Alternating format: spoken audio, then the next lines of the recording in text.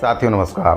प्रदेश के अनियमित संविदा और दैनिक वेतनभोगी कर्मचारियों के नियमितीकरण के लिए सरकार के द्वारा एक कमेटी का गठन किया गया है, जिसमें पंचायत विभाग की जो प्रमुख हैं निहारिका बारिक, उनको इसका अध्यक्ष बनाया गया है। और भविष्य में इस कमेटी में अनियमित कर्मचारी संगठनों के जो पदाधिकारी हैं उनको भी शामिल किया जाएगा। लेकिन कर्मचारियों की जो मांग थी कि जो कमेटी का गठन किया जा रहा है उसमें उप मुख्यमंत्री विजय शर्मा और अरुण साहू जी को भी शामिल किया जाए, ताकि कमेटी की जो रिपोर्ट है वह समय समय पर प्राप्त हो सके, इसकी बैठकें भी समय समय पर हो सकें और कर्मचारियों के नियमितीकरण और समस्याओं पर एक सकारात्मक निर्णय कमेटी दे सके।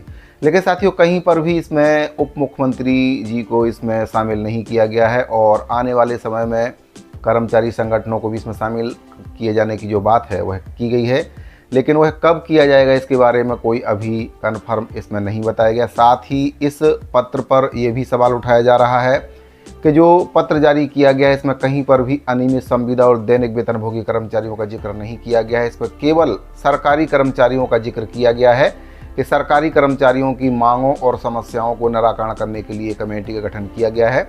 साथ ही आपको बताना चाहूँगा कि प्रदेश के जो संविदा कर्मचारी हैं वे नियुक्ति पत्र धारक हैं और उनको नियमितीकरण करने में शासन को किसी प्रकार की कोई अड़चन नहीं है। ऐसा मैं इसलिए कह रहा हूं क्योंकि पूर्व में भी जो कमेटी बनाई गई थी कांग्रेस के समय में, कांग्रेस के द्वारा 2018 विधानसभा चुनाव में एक घोषणा की गई थी अपने घोषणा पत्र में कि अगर वे सत्ता में आते हैं तो प्रदेश के अनियमित संविदा और दैनिक वेतनभोगी कर्मचारियों के नियमितीकरण का जो मार्ग है वह प्रशस्त करेंगे, उनका नियमितीकरण करेंगे। उनके घोषणा पत्र में स्पष्ट तौर पर ये लिखा गया था कि रिक्त पदों में नियमितीकरण की कार्रवाई की जाएगी।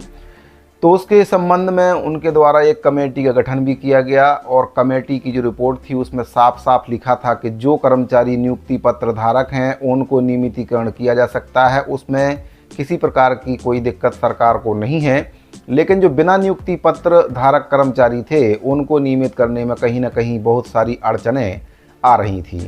तो इसके संबंध में सरकार के द्वारा नियमितीकरण की दिशा में कोई भी निर्णय नहीं लिया गया। केवल कर्मचारियों का 27% की जो वेतन वृद्धि है वह की गई थी। तो अभी जो पत्र जारी किया गया है उसमें भी कमेटी बनाने की बात कही गई है। कमेटी बन चुकी है और कमेटी आगे चल के कर्मचारी संगठनों के जो पदाधिकारी हैं उनको शामिल करेंगे। तो इसमें सबसे बड़ी दुविधा यही है कि उप मुख्यमंत्री जी को इसमें शामिल नहीं किया गया है। साथ ही पिछली बार भी जो कमेटियां बनाई गई थी उनके द्वारा भी नियमितीकरण की दिशा में कोई काम नहीं किया गया था, केवल अपनी रिपोर्ट दे दी गई थी। कर्मचारियों का नियमितीकरण नहीं हुआ। तो क्या गारंटी है कि इस कमेटी से जो रिपोर्ट आएगी उसमें कर्मचारियों का नियमितीकरण होगा? कर्मचारियों में ये संशय बना हुआ है। साथ ही प्रदेश के जो संविदा कर्मचारी हैं उनके द्वारा स्वास्थ्य मंत्री श्याम बिहारी जायसवाल जी से मुलाकात की गई है 27% की वेतन वृद्धि को लेकर, और नियमितीकरण की जो प्रमुख मांग संविदा कर्मचारियों की लंबे समय से रही है उसको लेकर भी मांग जो स्वास्थ्य मंत्री हैं उनसे की गई है। स्वास्थ्य मंत्री श्याम बिहारी जायसवाल जी के द्वारा संविदा कर्मचारियों को आश्वासन दिया गया कि जल्दी ही उनको 27% की वेतन वृद्धि का लाभ दिया जाएगा। साथ ही नियमितीकरण के लिए जो दूसरे राज्य हैं जैसे कि तमिलनाडु और आपका मणिपुर हैं वहाँ पर कर्मचारियों का नियमितीकरण किया गया है। तो नियमितीकरण के लिए उन राज्यों का अध्ययन राज्य सरकार कराएगी और किस प्रकार से वहाँ पर कर्मचारियों को नियमित किया गया है उसी के तहत छत्तीसगढ़ के जो कर्मचारी हैं उसी प्रक्रिया के तहत छत्तीसगढ़ के कर्मचारियों को भी नियमितीकरण की सौगात मिल सकती है। संविदा कर्मचारियों को करीब 45,000 संविदा कर्मचारी छत्तीसगढ़ वर्तमान में कार्यरत हैं। हो सकता है कुछ आगे पीछे ये आंकड़ा हो सकता है, 45,000 से अधिक भी हो सकते हैं।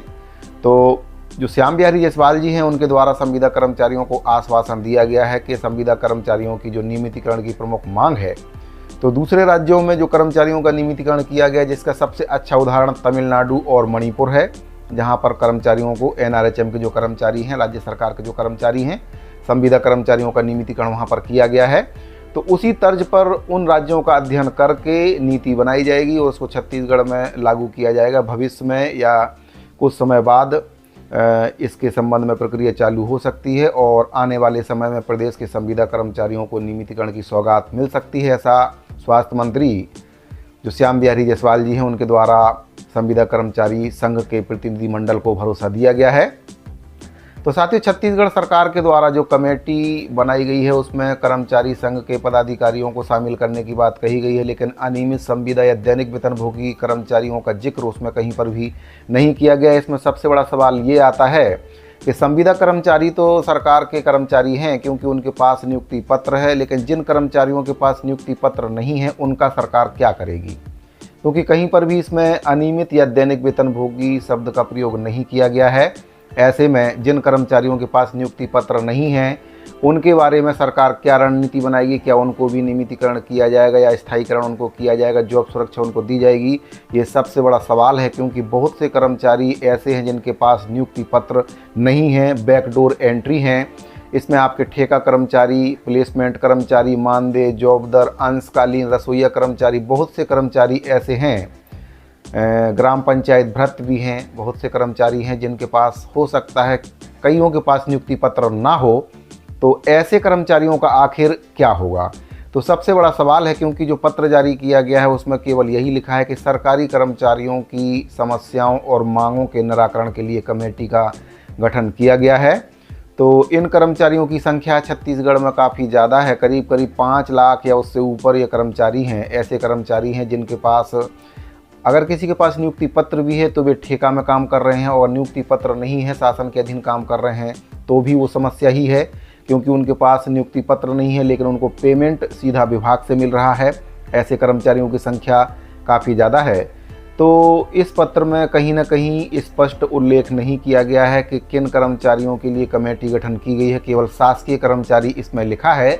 ऐसे में ये कर्मचारी अपने आप में कहीं ना कहीं भ्रमित हैं। उनको इस लेटर में कहीं ना कहीं स्पष्ट जवाब शासन की ओर से नहीं दिया गया है कि किन कर्मचारियों के लिए कमेटी का गठन किया गया है, केवल शासकीय कर्मचारी, सरकारी कर्मचारी इसमें लिखा है। तो देखने वाली बात होगी कि आगे चल के इस कमेटी की रिपोर्ट क्या होगी, क्या कर्मचारियों के नियमितीकरण के लिए निर्णय लिए जाएंगे। फिलहाल अभी जो पत्र जारी किया गया उसमें कई प्रकार के कन्फ्यूजन खड़े हो रहे हैं। आगे चल के देखना होगा कि इस कमेटी की रिपोर्ट क्या है, किस प्रकार से नियमितीकरण की दिशा में काम किया जाता है। लेकिन जो स्वास्थ्य मंत्री श्याम बिहारी जायसवाल जी हैं, उनकी ओर से स्पष्ट संविदा कर्मचारियों को आश्वासन दिया गया है कि उनके नियमितीकरण के लिए वे दूसरे राज्यों की नीति का अध्ययन कराएंगे और उनके नियमितीकरण की दिशा में सकारात्मक पहल उन्होंने करने की बात कही है। तो भविष्य में हो सकता है कि संविदा कर्मचारियों का स्थायीकरण, नियमितीकरण राज्य सरकार कर दे। लेकिन यहाँ पर सबसे बड़ा सवाल यही है कि बाकी कर्मचारियों का क्या होगा। जो दैनिक वेतनभोगी कर्मचारी हैं, कलेक्टर दर कर्मचारी हैं, कलेक्टर दर कर्मचारियों के पास भी नियुक्ति पत्र रहता है, लेकिन बहुत से कर्मचारियों के पास यहाँ पर नियुक्ति पत्र नहीं रहता है। ऐसे में उन कर्मचारियों के भविष्य का क्या होगा, सरकार उनके साथ क्या करेगी, किस प्रकार से उनको जॉब सुरक्षा दी जाएगी, आज का सबसे बड़ा सवाल यही है। तो देखते हैं कि लोकसभा इलेक्शन के बाद कितना समय में ये कमेटी अपनी रिपोर्ट देती है, क्योंकि अभी तो फिलहाल कुछ होना नहीं है। इलेक्शन के बाद ही जो होना है वह होगा। और कमेटियां पूर्व में भी बनाई गई हैं, लेकिन उनकी रिपोर्ट आने में 5-5 साल लग गए, अंत में नियमितीकरण भी नहीं हुआ। तो संविदा कर्मचारियों का तो इसमें 27% वेतन वृद्धि बढ़ाया गया, जो कि अभी तक सभी कर्मचारियों को प्राप्त नहीं है। इसमें एनएचएम के कर्मचारी छूट गए हैं, लेकिन बाकी कर्मचारी जो हैं, दैनिक वेतनभोगी, अनियमित कर्मचारी, प्लेसमेंट कर्मचारी, मानदेय, जॉबदर, इन कर्मचारियों के वेतन में कहीं ना कहीं सरकार ने वृद्धि नहीं की है। श्रम सम्मान राशि की घोषणा हालांकि पूर्ववर्ती सरकार के द्वारा की गई थी, लेकिन उसका लाभ भी बहुत से विभागों में काम करने वाले कर्मचारियों को आज तक नहीं मिला है। तो सरकार को चाहिए कि कोई ऐसी नीति बनाए, पारदर्शी नीति हो, जिसमें सभी कर्मचारियों को लाभ मिले। कोई भी कर्मचारी सरकार की जो नियमितीकरण की योजना है, चाहे स्थायीकरण की योजना सरकार अगर भविष्य में बनाती है, तो उससे वंचित ना रहे। साथियों, बहरहाल आपकी इस पूरे मैटर पर क्या राय है, कमेंट बॉक्स में एक बार जरूर अपनी राय बताइए। मिलते हैं अगले वीडियो में। धन्यवाद।